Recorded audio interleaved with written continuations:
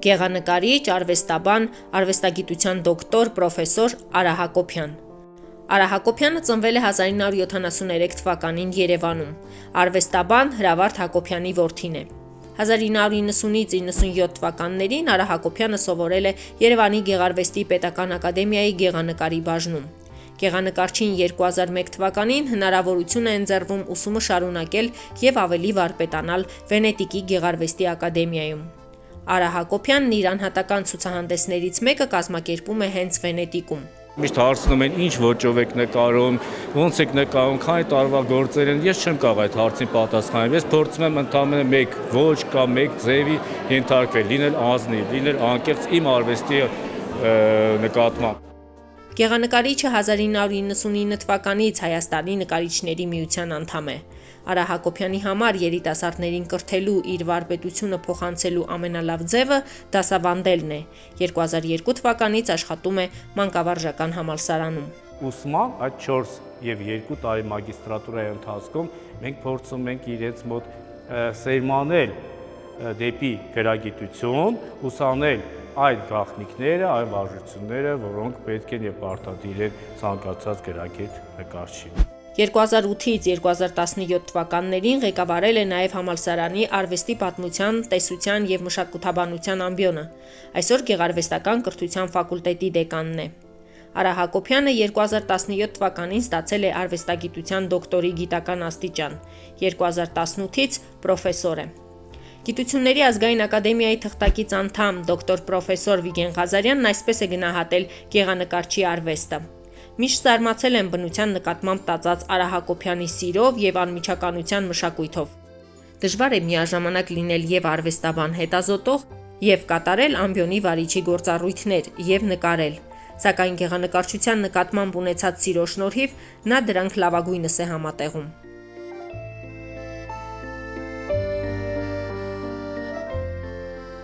Արա Հակոբյանը արվեստագիտական եւ մեթոդական աշխատությունների հեղինակ է, մասնակցել է բազմաթիվ միջազգային ցուցահանդեսների։ Անհատական ցուցահանդեսներ կազմակերպել է նաեւ Երևանում 2011 թվականին, 13-ին, 14-ին։ 2002 թվականին Հայաստանի նկարիչների միության 70-ամյակին նվիրված ցուցահանդեսի մրցանակակիր է։ Արա Հակոբյանի համար ցուցահանդեսները յուրատեսակ քննություններ են, որի շնորհիվ այցելուները բացահայտում են իր արվեստը։ Նկարչությունը նույնպես աշխատանք է եւ պայքար է, սիրով, բայց պայքար կտավի է եւ կարողանալ հասնել նրան, ինչի դու ցանկանում ես, ինչի երևակայում ես, պատկերվեր կտավի։ Գիտությունների ազգային ակադեմիայի արվեստի ինստիտուտի տնօրեն, արվեստագիտության դոկտոր պրոֆեսոր Արարատ Աղասյանը տեսել ու համոզվել է, որ Արա Հակոբյանի գործերը նախատեսված չեն շուկայի համար։ Դրանք ներքին պահանջով արված, ինքնարտահայտման, իր ապրումները, տեսածն ու զգացածը արտահայտելու յուրատեսակ կենսակերպ է եւ միջոց։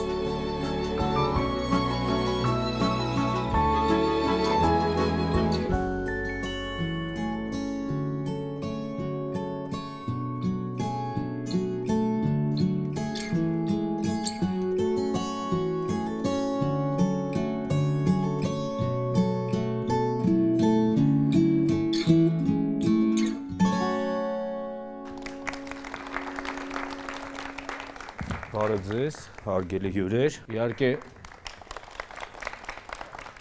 ինձ համար էլ ավելի ուրախալի է, որովհետև այստեղ այս լսարանում ես տեսնում եմ բավականին երիտասարդ, պայծառ երեխաներ, թույլ տվեք այդպես ասեմ,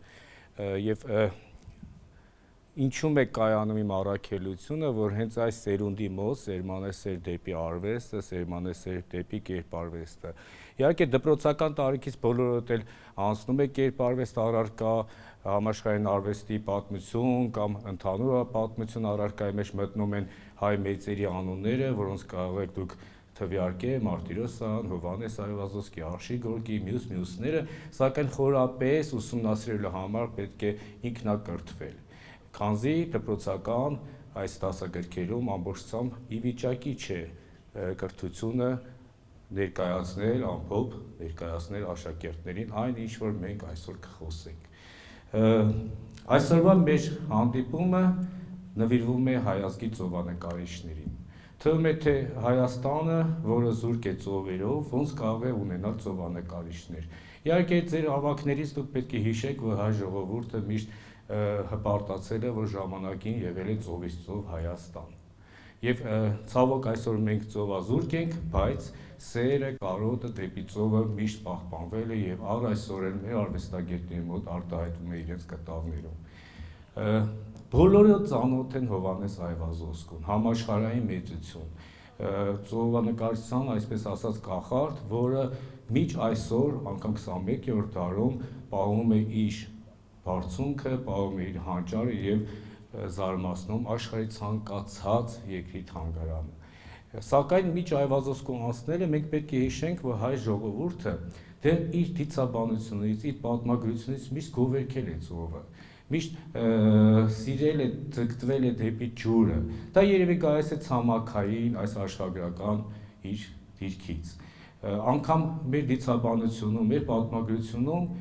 աստվածների աստված Վահագնը ծնվում է ծովից, նա ծովածին էր։ Ծովի գովքը լինում է անգամ Սասի Դավիթ Ջուցազնավեպում։ Չէ՞ որ Սանասարի եւ Բաղդասարի մայրը Գեղանի ծովինարը հենց ծովից է հղիանում եւ այս մեր մեծերի, մեր լեգենդներին ծնում։ Ծովի հետ է կապված մեր գրականության Գրիգոր Նարեկացու տողերը, ծովի հետ է կապված մեր կերպարվեստը, մեր հարթականդակը, արվեստի գրեթե բոլոր ուղղությունները։ Եվ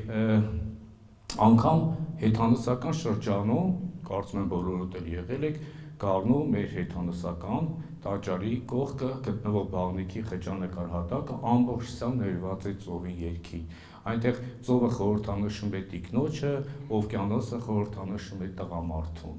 Եվ այս ֆոնի վրա հայ կերպարվեստում ձևավորվում է նոր ծովանկարչության դպրոց, որի հիմնադիրը, ինչպես ես արդեն ասացի, Հովհաննես Այվազովսկին էր։ Հովհաննես Այվազովսկու մասին չեմ ուզում երկար խոսել, որովհետև բավականին նյութ կա թե ինտերնետում, թե գրականություն, եւ դուք երևի ծանոթ եք։ Ես կուզեի անդրադառնալ Հովհաննես Այվազովսկու հայկական թեմաներին։ Մի երևույթ, որը ցավոք այսօր աշխարհում այդքան էլ արձիական չէ, եւ դա է պատճառը, որ թուրքերը պնդում են Հովհաննես Այվազովսկին արմատներով թուրք է, ռուսները պնդում են ռուս է, մյուսները իրենց դեպի երկիրն են ձգտում, բայց կան փաստագրական տեղեկություններ, որ Հովհաննես Այվազովսկին Հայվազյան, այսպես ասած, իր իրական ազգանունը ազգությամբ հայ է։ Սակայն մի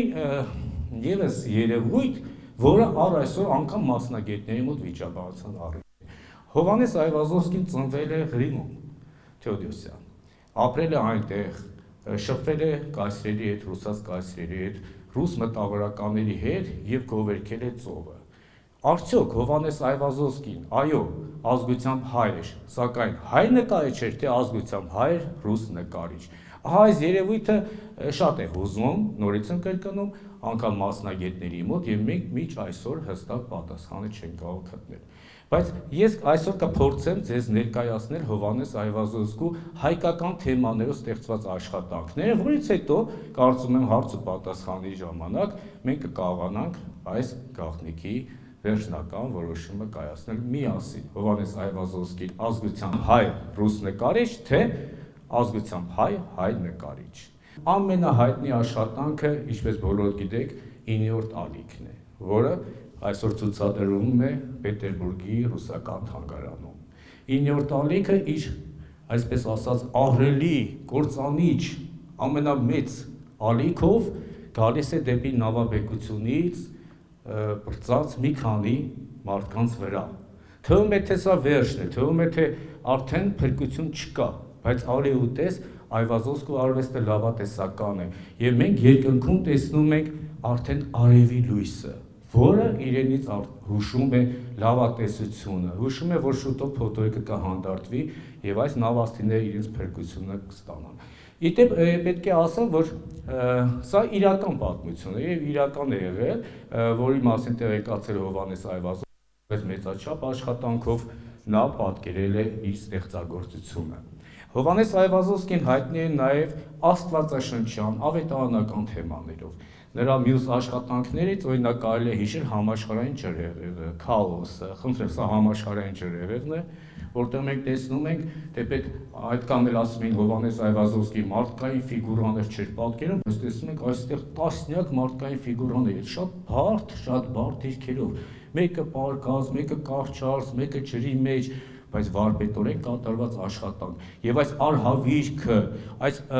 աստվածային, այս մթնոլորտ, այս միջավայր, այս գոհուշությունների մեջ մենք տեսնում ենք, թե մարդը ինչպես է պայքարում իր կյանքի համար, չէ՞ որ կյանքը նաև պայքար է։ Եվ բնականաբար բոլորը ծանոթ եք, որ համաշխարհային ջրհեղեղից հետո թեկուզ եւ մարդկության քանակը քչացավ, բայց մարդկությունը չավարտվեց։ Դրանով նույնպես հաստատում է Հովհաննես Այվազովսկու լավատեսական նյութը։ Մենք կարող ենք հիշել Հովհաննես Այվազովսկու քաոս աշխատանքը։ Մի կտավ, որը այսօր համարվում է Վատիկանի թանգարանի գոհարներից մեկը։ Իդեպ այս աշխատանքը ստեղծել է հենց Իտալիայում, Հովհաննես Այվազովսկին ստեղծել հենց Իտալիայում, եւ հետաքրքրական է հիշել ռուս մեծ գրող Գոգոլի խոսքերը, որ նա դիմելով Հովհաննես Այվազովսկուն երգում է, ասում է. «Դու փոքր մարդ եկար Նևայի ափից, բայց քո քաոսով քաոս առաջացրիր Վատիկանում»։ Ահա այս աշխատանքը ի պատիվ Հռոմի Վատիկանի, այսպես ասած, ղեկավարության նվիրաբերվեց Վենետիկի Մխիթարյան միաբանության թանգարանին եւ այսօր մեր այցելուները, եթե լինում են Վենետիկում, անպայման կարող են հանդիպել թանգարան, միաբանություն, տեսնել այս աշխատանքը իր օրիգինալ տեսքով։ Սակայն ինչպես ես խոստացա, մենք ուզենք կարճ, բայց խոսել Հովհաննես Այվազովսկու հայկական թեմաներով աշխատանքների մասին։ Հովհաննես Այվազովսկին ցավոք այդպես էլ Հայաստան չեղավ։ Գիտեք, մի հետաքրքիր երևույթ, որը միշտ հետաքրքրել է եւ հասարակայնության արվեստասեր եւ անգամ ինձ։ Ինչու այս մեծությունը, որը ֆինանսական ոչ մի խնդիրներ չուներ, միշտ парքերի մեջ ապրող, բայց գրեթե Ամերիկա էլ հասավ, աշխարհը շրջագայած մի անձ, սիրելով հայ ժողովրդին իր հայրենիքը, այդպես էլ Հայաստան չեկավ։ Եվ եկա այսպեսի մի եզրակացության, սա ոչ թե անտարբեր էր իր մայր երկրի հանդեպ, այլ պետք է հիշենք, որ այս շրջանում, իսկ Հովհաննես Այվազովսկին ծնվել է 1817 թվականին, մահացել է 1900 թվականին, չկար մեքենաներ, չկար բարձր այդպիսի տեխնոլոգիա, որ արագացած հասներ Թեոդոսիայից Ռուսաստանից Հայաստան։ Եվ դա պետք է տևեր ամիսներ, էշի վրա, չեմ անում, ինչ կարգով, ինչ տարբերակով, չարչարանքներով հասներ Հայաստան։ Եվ այդ շրջանում ցավոք հայ ժողովուրդը իր ողբեկական տարիներն էր ունենում, դա 1894, 95, 96 թվականներն էին, երբ արդեն Օսմանյան կայսրությունից սկսվել էին հայկական ջարդերը, եւ Հայաստանում կարծես թե հետաքրքիր ոչ մի իրադարձություն չէր կարող լինել, եւ Անտեղ Կովկասի կենտրոնը դա Թիֆլիսն էր։ Այդ էր պատճառը, որ Հովհաննես Այվազովսկին հասավ Թիֆլիս, հայ իրականության մեջ բացեց այնտեղ առաջի գեղարվեստական ցուցահանդեսը, բայց այնուամենայնիվ Հայաստան չեկավ։ Սակայն Հովհաննես Այվազովսկու սերը դեպի հայ ժողովուրդը, հայ բնաշխարհը այնքան էր, որ չլինելով Հայաստանում, օգտվելով լուսանկարներից, օգտվելով պատմիչների վկայություններից, նա ստեղծեց մի շարք հայկական թեմաներ։ Ահա, տեսնենք Լորիս Մելիքովի պատկերը, որը հայ իրականության մեջ տվյալ շրջանի ամենաճանաչված ռուսական կայսրությունում մեծ համբավի հասած զորավար էր։ Հովհաննես Այվազովսկի ուներ եղբայր Գաբրիել Այվազյանը, որը, ինչպես ես արդեն ասացի, Վենետիկի Մխիթարյան միաբանության հայրերից մեկն էր։ Եվ Հովհաննես Այվազովսկու ու Գաբրիել Այվազյանի հասարակական մշակութային գործունեությունը մինչ այսօր մեծ արժանիքների է հասնում։ Քանի որ եթե Հովհաննես Այվազովսկին իր կտավներով հասավ համաշխարհային ճանաչման, ապա Գաբրիել Այվազյանը, իր եղբայրը, իր գրականական, որտեղ նա հրատարակում էր հոդվածներ, հրատարակում էր հանդեսներ, ապրում էր աշխարհի տարբեր ծայրերում եւ հայապահպան գործունեություն ծավալում,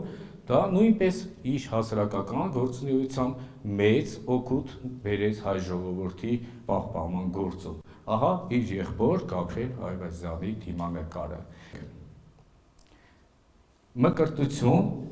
թեման, որտեղ ավելի շատ պատկերված է զորավար Վարդան Մամիկոնյանի պատկերով մի կոմպոզիցիոն աշխատանք, եւ ահա ոչ մեկ չի կարող ասել, որ այն կապ չունի հայկական կերպարվեստի հետ։ Ամբողջությամբ հայկական ներկաշարժ, ամբողջությամբ հայկական թեմատիկա, ամբողջությամբ հայկական կերպարներ եւ ամբողջությամբ հայկական, այսպես ասած, պատրիոտիկ, այսպես ասած, ոգևորող մի սյուժե։ Եվս հայկական մի թեմա, որտեղ մենք տեսնում ենք հայ առաքելական եկեղեցու հագուստ, տեսնում ենք հայկական բնաշխարհ եւ նույնպես մկրտվող կերպարներ, որոնք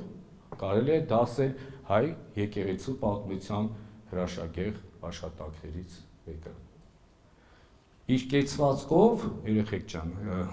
նա իր վեհությունն է ցույց տալիս եւ ինչպես Քրիստոսն էր ասում, նա կարծես հովիվ է մարդկության համար, այստեղ նույնպես ոչխարների տեսքով հովիվի կերպարն է արտահայտվում Խրիմյան հայրիկի հագուստով եւ սա եւ դաստիարակչական եւ ուսուցողական միաժամանակ նաեւ հայկական եկեղեցու առաքելության լավագույն գործերից մեկն է։ Ես արդեն ասացի, որ Հովհաննես Այվազովսկին Հայաստանում չի եղել, սակայն մենք տեսնում ենք Արարատ լեռան մի պատկեր։ Արդյոք սա հայկական թեմա է թե ոչ։ Դժվար է ասել։ Ինչու՞։ Մենք տեսնում ենք իր ճանաչված, իր հայտնի Նոե իջնում է Արարատ սարից աշխատանքի էսքիզ, այսինքն նախանկարը։ Սա պատկերում է հայկական բնաշխարհ, բայց ինքը իրենից արդեն աստվածաշնչական թեմա է, չէ՞ որ դա Բիբլիայից է գալիս այս թեման։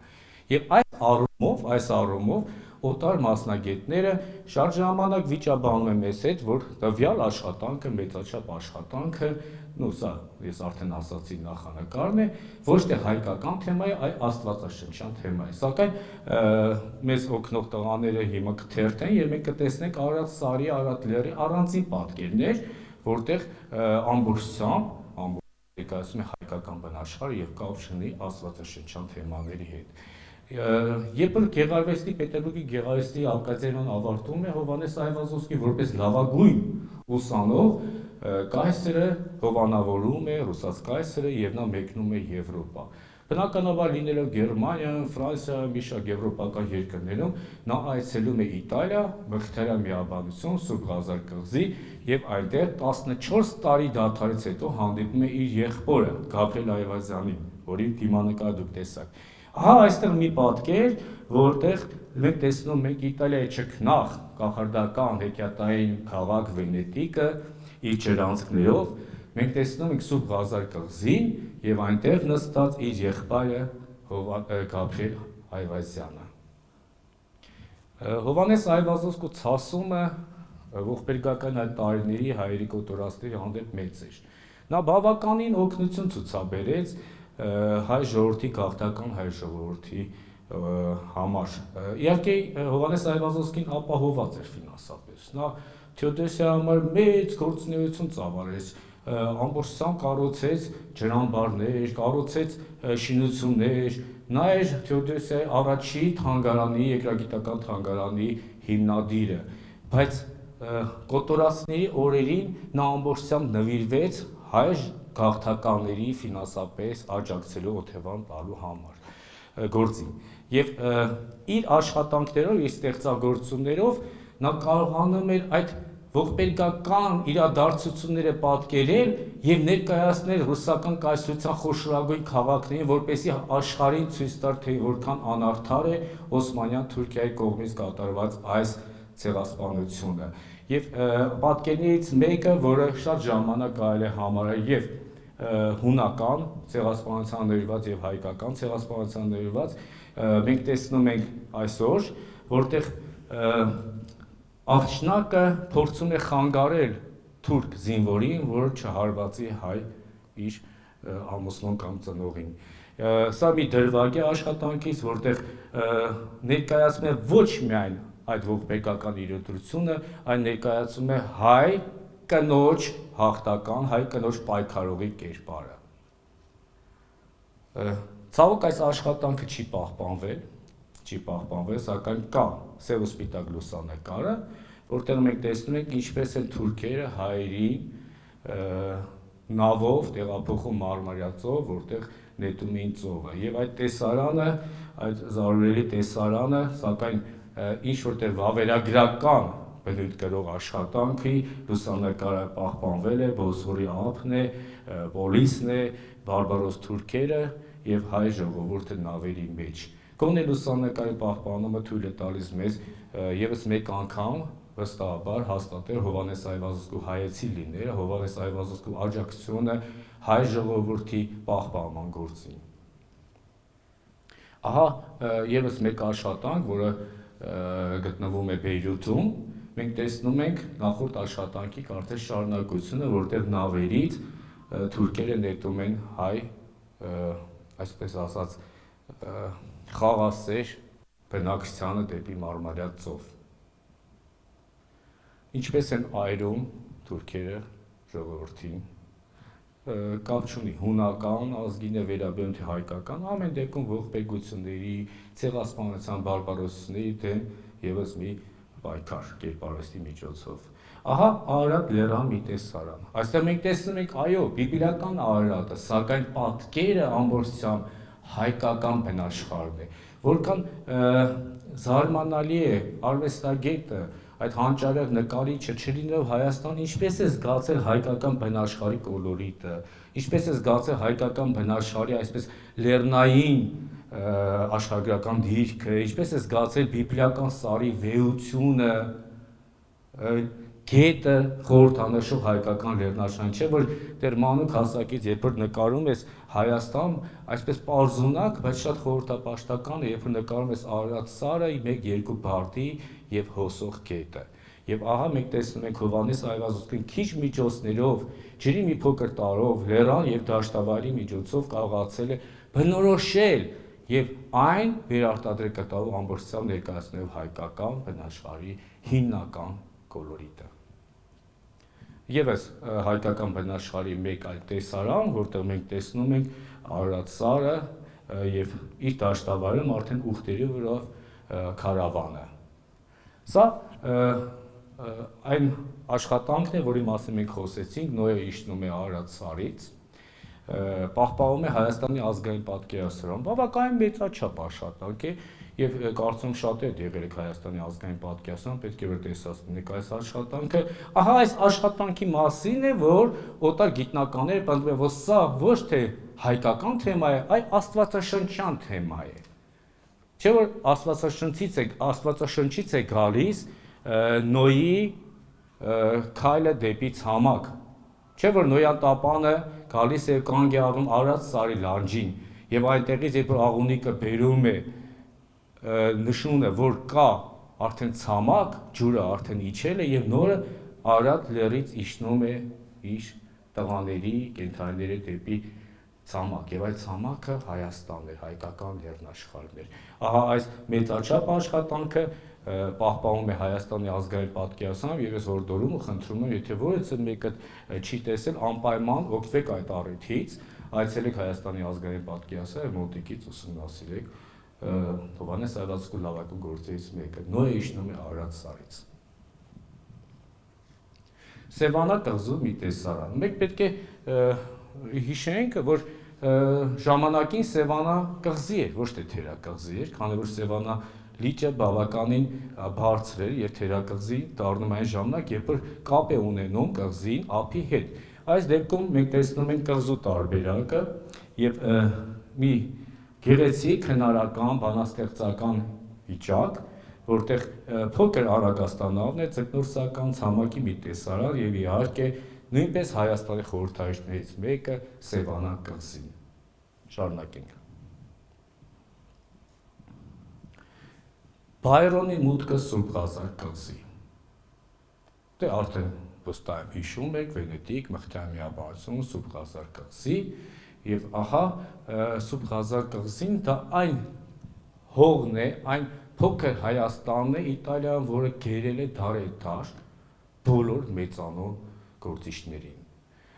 Դեռ 1701 թվականից Մղտար Սեբաստացի երբ հիմնադրեց իր միաբանությունը, ապա 1715-ին տեղափոխվեց Վենետիկ, 2 տարի անց 1717-ին Վենետիկի Սուրբ Ղազար կղզի, առաջի իսկ օրվանից նա անցավ ակադեմիական գիտական գործունեության։ Հրատարակեց բազմաթիվ գրքեր, հոդվածներ, հանդեսներ, ունեցավ իր թանգարանը, իր պատկերասրահի ձեռագրատունը 5000 հայկական ձեռագիր մատյանով,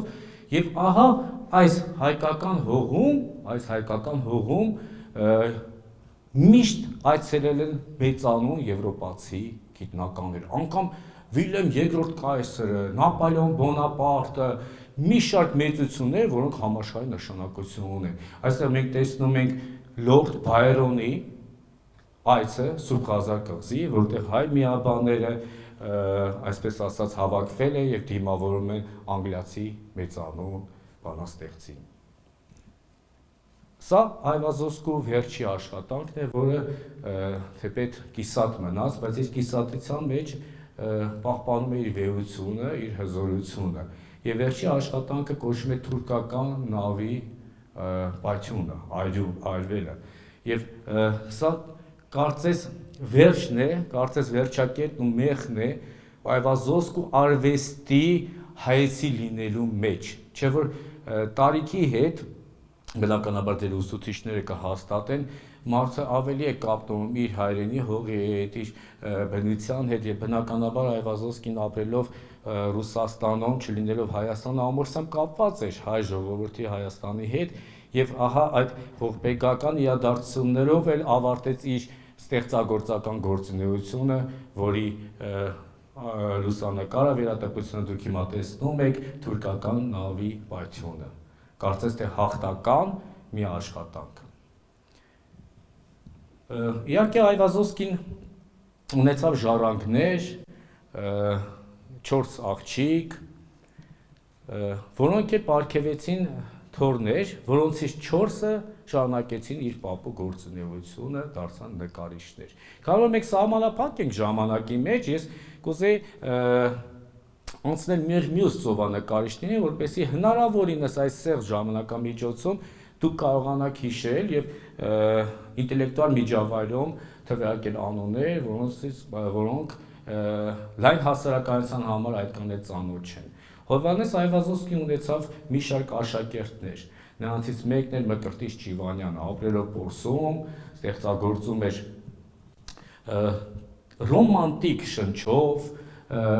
գերված էր Այվազովսկու արվեստով եւ նա կարծես իր աշխատանքներով ոչ միայն կարողանում էր գեղարվեստական ցուցասրահներում ներկայանալ, միաժամանակ նաեւ փողոցային վաճառքով էր զբաղվում, որպեսզի օգներ իր օջախին։ Հետաքրքիր է, որ Հովհաննես Այվազովսկին, դուք գիտեք, որ տիրապետել է ջութակին, դա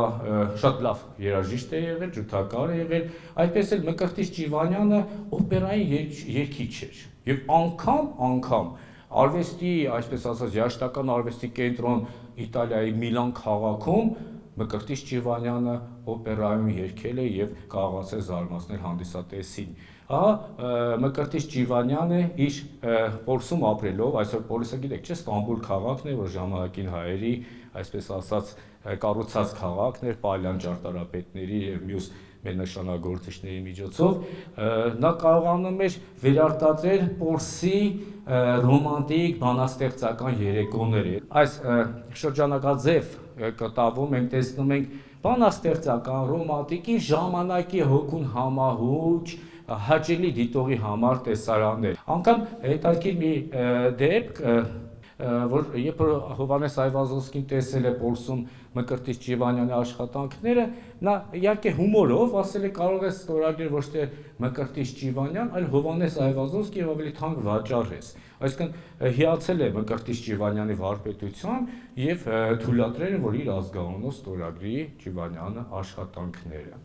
Եթե վերհիշենք Հովհաննես Այվազովսկու Ալեկոս ծովերը, բնականաբար շատ նմանություն կգտնենք Մկրտիչ Ջիվանյանի արվեստին։ Ինչն է բնորոշ եւ Հովհաննես Այվազովսկու արվեստին եւ Մկրտիչ Ջիվանյանի արվեստին։ Ապրելով արդեն 19-րդ դարում բնականաբար տեխնիկայի զարգացում, բնականաբար առաջ են գալիս ոչ թե արագաստանավեր, այլ շոքենավեր։ Սակայն եւ Հովհաննես Այվազովսկու արվեստում եւ Մկրտիչ Ջիվանյանի արվեստում հազվագյուտ են երևում շոքենավեր։ Ինչու՞, որովհետեւ ծովի բանաստեղծությունը ինքս հուշում է ռոմանտիկ երևույթ, այսինքն ձկնորսական նավակներ, կանացի ֆիգուրաներ, արագաստանավեր, որոնք ավելի համահունչ են ջրի այդ բանաստեղծական այդ շարժին։ Եվ շոքենավեր հազվագյուտ էր պատկերվում եւ Հովհաննես Այվազովսկու արվեստում եւ Մկրտիչ Ջիվանյանի արվեստում։ Սակայն մենք այստեղ տեսնում ենք մի պատկեր Մկրտիչ Ջիվանյանի հեղինակությամբ, որտեղ երևում է շոքենավ։ Ընդհանրապես ծովը դա այն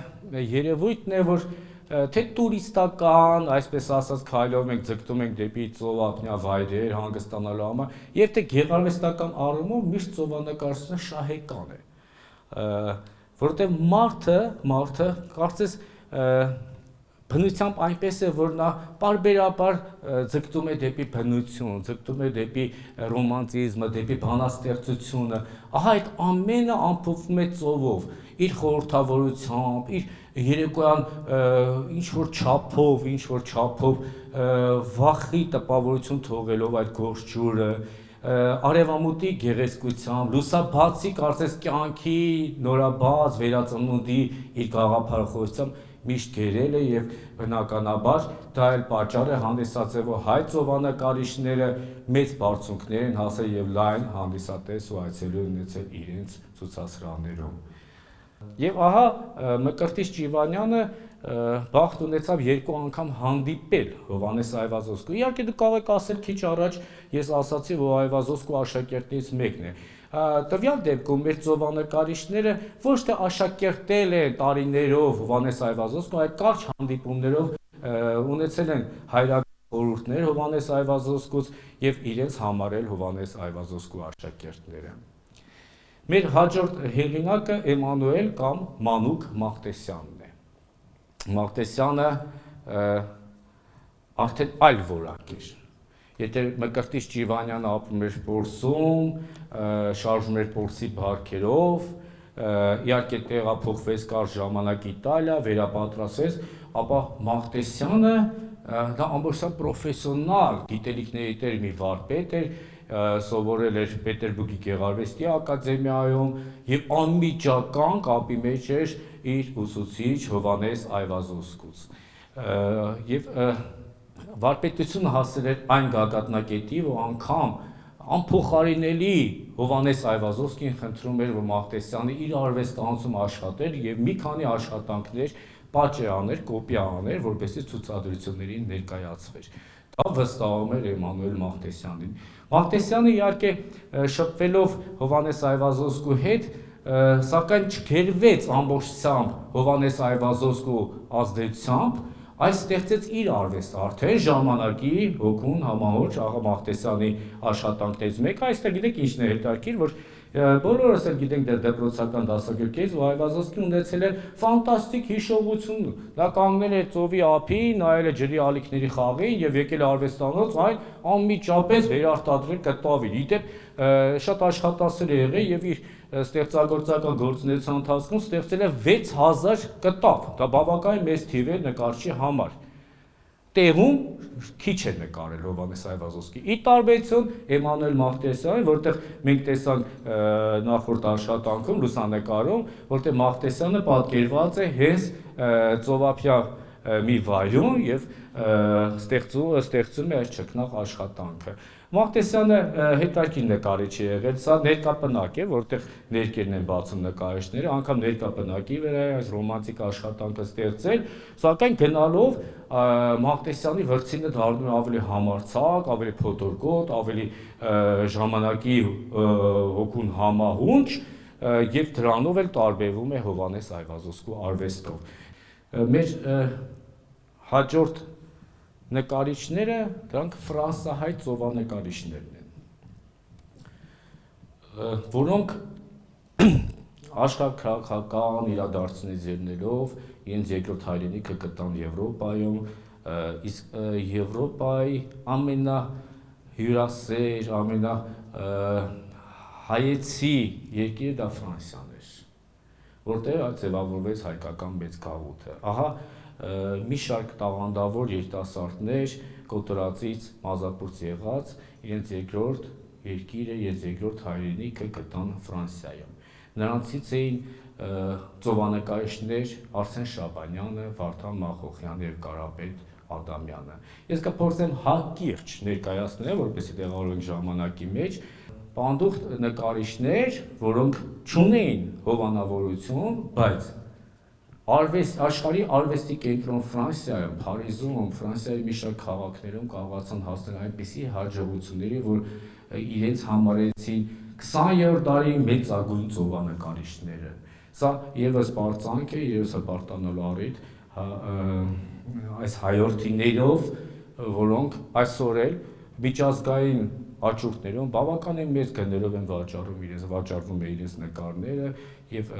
շատ ժամանակ լինելով արտասահմանում, շրջելով, տեսնելով ցուցասրահ եմ կախված իրենց աշխատանքները, հպարտանում ես եւ կարծես այսպես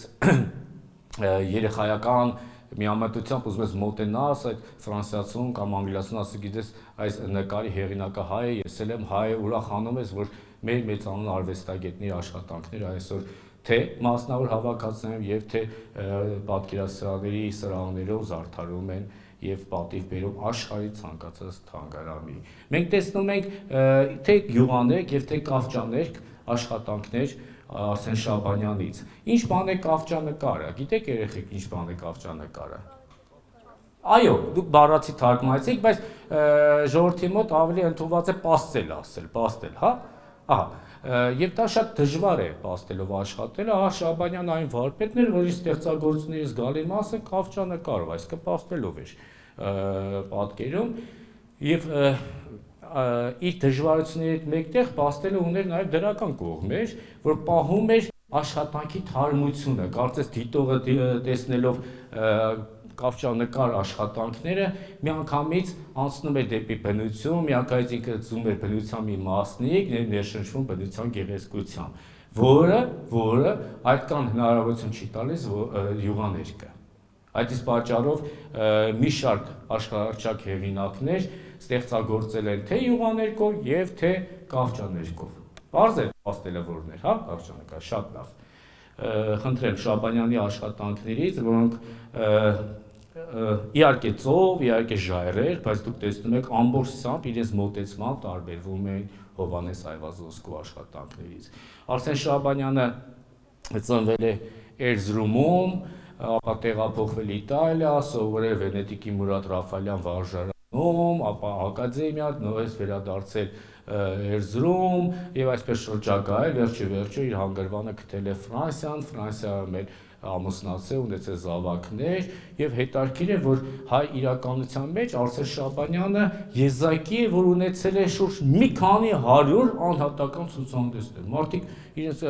գործունեության ընթացքում 1-2 անհատական ցուցահանդես են ունենում, բայց ահա տեսեք այնքան բեղմնավոր է Արսեն Շաբանյանի վրձինը, որ նա Ֆրանսիայում ունեցել է մի քանի 100 անհատական ցուցահանդես։ Ցավոք Շաբանյանի աշխատանքների մի ամբողջական հավաքածու չկա, որովհետև իր որդին Հերան Շաբանը նույնպես շնորհալի նկարիչ էր, վաղաժամ մահացա եւ այսպես իր աշխատանքները սփռվեցին աշխարհով մեկ եւ ամբողջական մի հավաքածու, որպես Արսեն Շաբանյանի ստեղծագործությունները, այդպեսին մենք դժվարանում ենք գտնել։ Մեր հաջորդ արվեստագետը նույնպես Ֆրանսիայում ստեղծագործած Վարդան Մախոխյանն է։ Մի երևույթ, որը միջ այսօր ամբողջությամբ ուսումնասիրված չէ։ Վարդան Մախոխյանը ծնվել է Տրապիզոնում,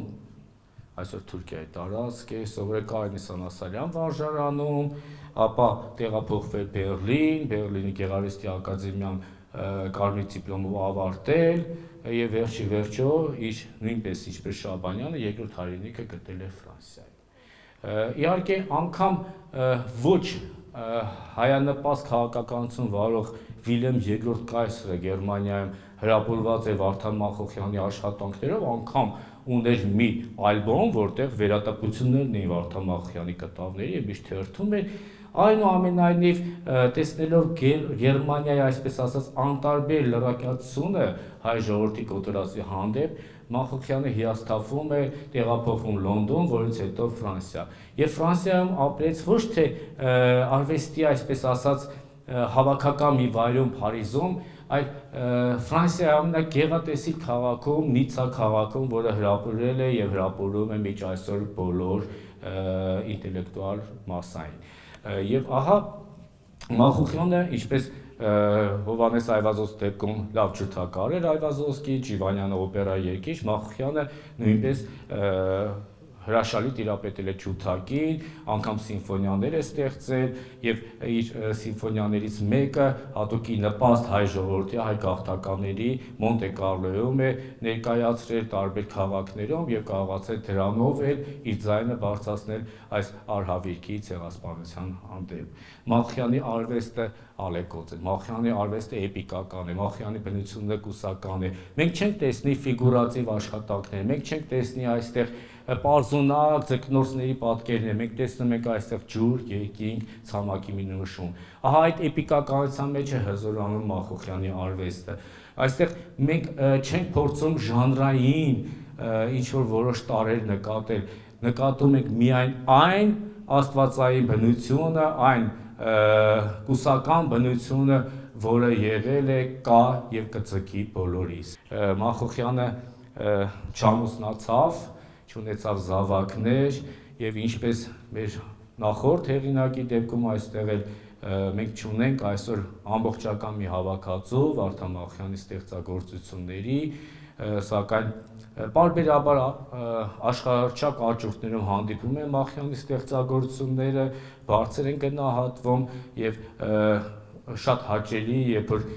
աճուրդների կատալոգներում հանդիպում ես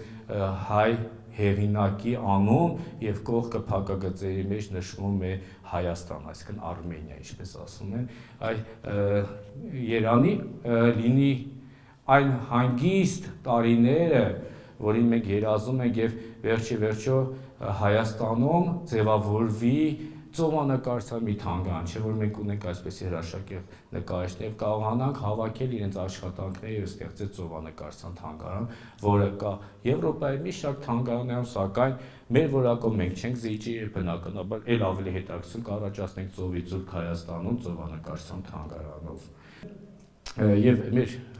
վերջի հեղինակը դա Կարապետ Շարլ Ադամյանն է։ Իհարկե անունը Կարապետ, բայց նույնպես ապրելով Ֆրանսիայում, իրեն անվանում են Շարլ Ադամյան, ի տարբերություն Փարքասը գոնես դեպքում, Ադամյանը ունեցավ զավակներ, 3 դուստր, եւ Ադամյանը այսօր համարվում է, իհարկե նա չկա, բայց իր արվեստով համարվում է Ֆրանսիայի լավագույն ծովանկարիչներից մեկը։ Անգամ, խնդրեմ, Ադամյանի ապրած վայրերում կա այսօր ցուցատախտակներ, որտեղ նշված է, որ այստեղ ապրել է Շարլ Ադամյանը, այստեղ ստեղծագործել է Շարլ Ադամյանը, այս ծովափնյա վայրերն են, որտեղ Ադամյանի աշխատանքներից է, սա իր տան պատին է փակցած, որ այս բնակարանում ապրել է Շարլ Ադամյանը, այսինքն տեսեք, ֆրանսիացու համար օտար, երկրացի, բայց հասավ այն փառքի, այն մեծության իր արվեստով,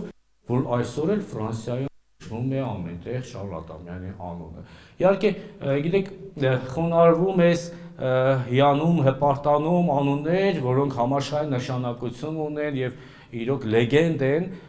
ոչ միայն հայ ժողովրդի, այլ համաշխարհային արվեստի համար, կարող ենք այստեղ թեկուզ Շարլ Անձնավորի անունը հիշել կամ 1-2-ի, սակայն շատ ժամանակ անտեսվում է այլ անուններ, որոնք իրոք ոչ ավել, ոչ պակաս իրենց համես նպաստն են բերել հայ մշակույթի զարգացման գործում։ Եվ ինչն է զարմանալի եւ ինչ որտեղ զայրալի, որ Ֆրանսիայում այս արվեստների աշխարհում, արվեստների երկրում ցուցադրվում է Ադամյանի աշխատանքները, Ադամյանի ցուցատախտակը, Ադամյանի տունը, Բայց մենք հայերս ցավոք դրա մասին չենք իմանում։ Դա երևի ոչ թե ձեր, այլ մեր մասնագետներից մեղավորությունը, որ պետք է այդ հարցի շուրջ մտածենք եւ կարողանանք ռոպագանդել ներկայացնել մեր երիտասարդ սերնդին։ Ադամյանի արվեստը ամբողջությամբ ֆիգուրատիվ է։ Նա ամբողջությամբ կյանքի պահի արվեստ է։ Եվ իր աշխատանքներում մենք տեսնում ենք, եթե Մախիանի աշխատանքները ֆիգուրայի արկայություն չկա, ապա իր աշխատանքները մենք տեսնում ենք առօրյական լողափնյա տեսարաններ, ինչպես են մանուկ երեխաները արևի տաքստվերի մեջ խաղում իրենց ծովափնյա խաղերը։ Մենք տեսնում ենք բնորդուհիներ, որոնք շատ ժամանակ իր աղջիկներն էին, իր հարևաններն էին, իր հարազատներն էին, որոնց խնդրում էր տանում էր լողափնյա վայրեր եւ պատկերով։ Մենք տեսնում ենք այն գեղեցկությունը, այն հրապուրանքը, որը միշտ ձգում է դեպի լուսավոր, ոչ ալիքոտ ծովին, դեպի ուրախությունը, դեպի վառ գեղեցիկ առօրյան։ Ես հորդորում եմ նորից այցելել Հայաստանի ազգային պատկերասրահ, մենք այնտեղ ունենք ծովանկարիչների Սփյուռքայի արվեստի մի գեղեցիկ ցուցասրահ, որտեղ ներկայացնում է թե Վարդան Մախոխյանի աշխատանքները, թե Արսեն Շաբանյանի եւ թե Կարապետ Ադամյանի աշխատանքները, եւ այն ինչ որ դուք այսօր տեսաք, ել ավելի կամրապնդվի ձեզ մոտ, երբ դուք տեսնեք իրական աշխատանքներ Հայաստանի ազգային պատկերասրահի դահլիճներում։ Ես սահմանափակ եմ ժամանակի մեջ եւ սիրով կպատասխանեմ ձեր հարցերին կամ քննարկմանը։ Շնորհակալություն բոլորիդ։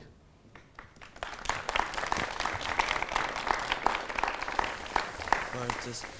Երբևէ փորձել եք կրկնել նկարները Հովհաննես Այվազյանի։ Այվազովսկու։ Ինքս ավարտել եմ Գեղարվեստի ակադեմիան գեղանկարի բաժինը եւ դեռ ուսանողական տարիներին հիշում եմ, որ մեզ տանում էին Հայաստանի ազգային պատկերասրահ, եւ մենք ենք որոշում, որ նկար ընտրենք, որպեսզի այն վերարտադրենք, այսպես ասած մասնագիտական տերմինով կոպիա անենք։ Եվ դեռ ուսանողական տարիներից ինձ ձգել է ծովը եւ ես այդ տարիներին երկու աշխատանք Հովհաննես Այվազովսկուց նույնությամբ կրկնեցի, ցավոք դրանք չպահպանվեցին, որովհետև այն ժամանակվա կարգը ակադեմիայի այն էր, որ ինչ ստեղծվել է ակադեմիական ուսուցման ընթացքում, դա պետք է պահպանվեր ակադեմիայում, բայց որպես ոչ թե այժմ խոսեմ արվեստաբանի, այլ նկարչի անունից, ինքս նկարել եմ, դուք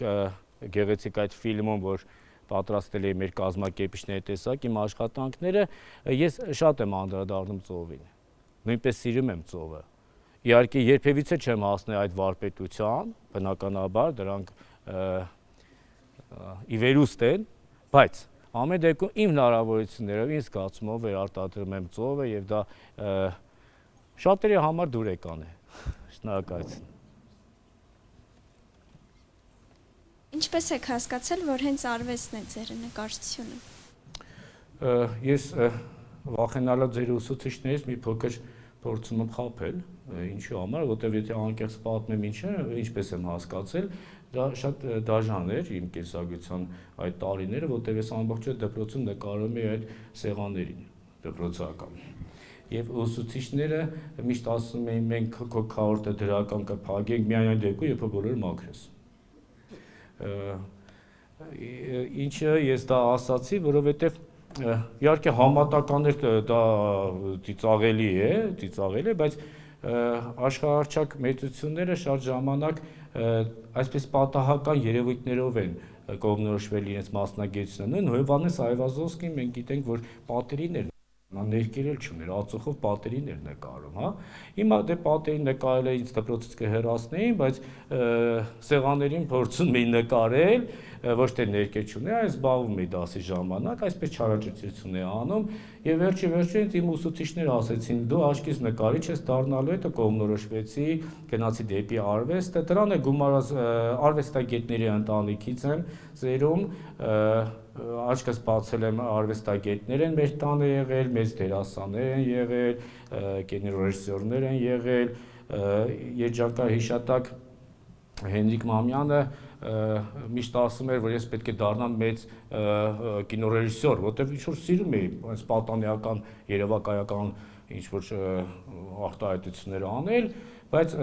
վերջի վերջո ես վերջակալապես որոշեցի, որ իմ ուղին դեպի կերպարվեստն էր եւ փորձեցի իմ այսպես ասած ձգտումները արտահայտել ներքի միջոցով։ Խնդրեմ։ Իսկ երբ եք առաջիկայում նախատեսում ձեր ցուցահանդեսը։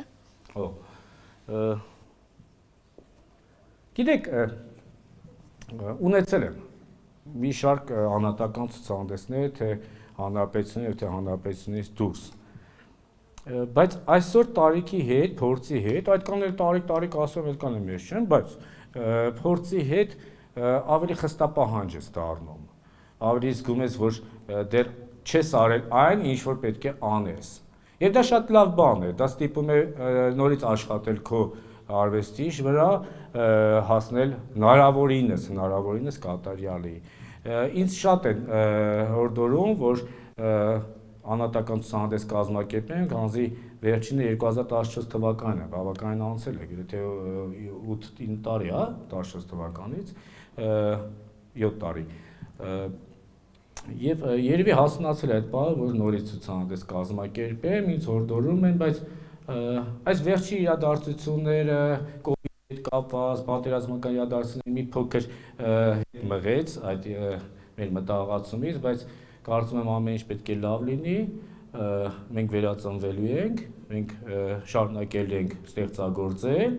քանզի արվեստը կփրկի, գեղեցկությունը կփրկի բոլոր մեր հարավիրքներից։ Եվ անպայման հաջորդ մեր ցուցահանդեսին մեր կազմակերպիչների օգնությամբ կհրավիրենք նաև ձեզ եւ ձեր կարծիքը կունենանք իմ նկարների շուրջ։ Շնորհակալություն, սիրով կայցելենք։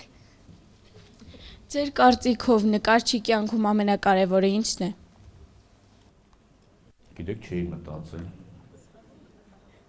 Նաև չէի մտածել, որ այսպեսի բարդ հարցեր կտակ։ Իսկ ասին դպրոցական, ես կարծեցի պետք է ընդհանրապես հարցեր լինի, իսկ դուք առանց նկարելու կարող եք ապրել թե ոչ, ինչ-որ բայց տեսեք որքան լուրջ եւ խորը հարցեր եք տալիս։ Իմ կարծիքով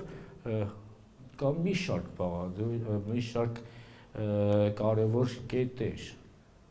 թե լինի ընտանիքը, թե արվեստանոցը, թե մի շարք այլ նյութական կամ սոցիալական պայմաններ, բայց երևի ամենակարևորը այցելուն է, այցելուի գովքն է։ Գիտես, երբ որ ես ինքս ունեմ մի սովորություն, երբ որ շրջագայում եմ, ես շրջագայել եմ բավականին, Եվրոպայի մի շարք երկրներում եմ եղել, միշտ իմ հետ տանում եմ իմ ներկապնակը, տանում եմ իմ ներկերը, իմ կտավը եւ այնտեղ էտյուդներ, պլեներային աշխատանքներ եմ կատարում եւ երբ որ եվրոպացին, մասնավորապես Իտալիայում եմ դա նկատել, մի փոքր աղջնակը կամ տղան, որը չի հասկանում արվեստը, բայց իրեն այդպես դաստիարակել են տանը, մոտենում է եւ ոչ շատ մոտենալով, որպեսզի չխանգարի նկարչին, ասում է կերպելու, այսինքն ինչ գեղեցիկ է։ Կոմպլիմենտ է անում, որտեղ նա սովորացել են արտիստը նկարիչ հետ նկարում իրեն պետք է ոգևորացնել։ Դա արդեն ամեն ինչ է, դա եւ արվեստանոց է, եւ նյութական է, եւ չեմ անում հոգեվոր է, ամեն ինչ է։ Այս սրան է կարոտ միգուցե մեր արվեստագետը։ Իհարկե, թող այդքան նկար չվաճառվի, ոչինչ, ժողովրդի վիճակը այն չէ։ Թող այսպես լինի, այնպես, բայց գոնե ցուցասրահներ լեցուն լինեն մեր արվեստի հասարակայնությամբ։ Այսա ոգևորացնում է, ինչպես երգչի համար դերասանի համար ձեր ծափահարությունները, այնպես է արվեստագետի նկարչի համար ցուցասրահների լեցուն լինելը։ Այսա ինձ համար ամենակարևորն է եւ որքան է մենք փորձենք համեստորեն ասել, դե լավ, էլ կոմպլիմենտ հարկավոր չէ, բայց դուր եկան եւ շոյում ես դրանով։ Ոգևորեցնում ես նկարիչը, այնպես որ երբ տեսեք դրսում նկարիչը ստեղծագործելու, ձեր գեղեցիկ մի արտահայտությունը վստահ մի ավելի լավ վրձնահարված կառաջացնի իր աշխատանքում։ Շնորհակալություն։ Ձեզ էլ։ Իհարկե, բարև ձեզ։ Նախ ուզում եմ շնորհակալություն հայտնել հետաքրքիր դասախոսության համար։ Պետք է ասեմ, որ պարոն Հակոբյանին իմ դեպքում նաև Ընկեր Հակոբյանի հետ պատիվ ունեմ դեռևս ուսանողական տարիներից ծանոթ լինելու եւ արդեն գիտեի, որ մեզ շատ հետաքրքիր դասախոսություն է սպասվում։ Շնորհակալություն եմ ուզում հայտնել։ Ճիշտն ասած, ինձ մի հարց հետաքրքրեց ամեն դեպքում, պարոն Հակոբյան, որպես տեսաբան ինչ եք կարծում, թուրքերը որ պնդում են, որ Այվազովսկին միգուցե թուրք է եղել, վերջի նկար ինչպես են մեկնաբանում։ ես մի քիչ ավելի հայեցի եմ մտածում։ Դուք ճիշտ եք մտածում, ոչ թե միայն հայեցի եք մտածում, գիտեք, կա մի այսպեսի զրույց, դա իհարկե փաստեր չկան, որ կոտորածների ժամանակ Հովհաննես Այվազովսկին Սուլթանի ստացած այդ իշխանանշանները նետել է ծովը, ասել եւ չեմ ափսոսում, թող Սուլտանն իմ նկարները նետի ծովը, բայց ես դրան չանդրադարձա, որտեղ դա զրույց է, փաստեր այդ մասին չկա, բայց ինչ եմ ուզում ասել, այդ թող ասեն, ասողի լսող է հարկավոր, թող ասեն, իրենք ահռելի ներդրում են անում, որպեսզի թուրքացնեն Հովհաննես Այվազովսկուն, նույն Մկրտիչ Ճիվանյան, ահռելի ներդրումներ, բավական է հիշել մի քանի տարի առաջ, եւ իհարկե ինչ որ ճիշտն է պետք է բարձրաձայնել, նաեւ ճաշակով են անում, որովհետեւ մի քանի տարի առաջ մի ծրագրի շրջանակներում մեծ այս դահլիճի ձևի ավելի մեծ պաստառների վրա ներկայացնում են Հովհաննես Այվազովսկու աշխատանքները, բայց ֆիլմի տեսքով, այսինքն այդ ջուրը խաղում էր, ձայն էր գալիս, նավը ճոճվում էր, շատ օրիգինալ բան էին արել եւ այդ ծրագրի շրջանակներում նրանք գրեթե աշխարհի բոլոր երկրներում շրջեցին եւ դրանով ներկայացնում են Հովհաննես Այվազովսկու թուրք լինելը եւ այդ ծրագիրը անվանվում էր Պոլսի նկարիչ Հովհաննես Այվազովսկի։ Դրա համար ինչ է հարկավոր, ոչ թե պասիվ մնալ եւ ասել, գիտես ինչ, դա քաղաքենի է, դա թուրքին բնորոշ է, դա այսպես այնպես, այ հարկավոր է մենք նույնպես ներկայացնենք Հովհաննես Այվազովսկուն մեր հրատարակած գրքերով եւ մասնավորապես օտարալեզու գրքերով, որոնք շատ ժամանակ կամ քիչ են կամ ընդհանրապես քիչ չեն լինում եւ լինելուց էլ շատ բավականին թանկ են լինում, մարդիկ չեն կարող գնել միգուցե պետական հովանավորություն, որ դրանք հրատարակվեն եւ ողողվեն աշխարհում անգամ անվճար կամ սիմվոլիկ գումարով, որպեսզի աշխարհը ճանաչի մեր մեծերին Հովհաննես Այվազովսկուն, Մկրտիչ Ճիվանյանին, Ֆրանսիայի մեր նկարիչներին, հարկավոր է պետական հովանավորություն եւ իհարկե ես նույնպես ուրախ եմ, որ իմ շրջանավարտներից մեկը այսօր ձեր ուսուցիչն է, տեսեք որքան գեղեցիկ է, այն երևույթներից մեկն է, որ աղջնակը հարցրեց, ինչ է հարկավոր ոգևորելու համար կամ ինչն է ամենավեհ նկարչի կյանքում, այստեղ մանկավարժի կյանքում հենց սա է, որտեղ ինքս նաև մանկավարժ եմ, որ քո սանը այսօր հասուն, ձևավորված եւ փորձառու արդեն մանկավարժ է եւ իր սաների հետ ներկայացնում մեր հանդիպմանը։ Շնորհակալություն ձեզ որ կաք եւ մեր հանդիպմանը ձեր գեղեցկությամբ զարդարում եք, շնորհակալություն։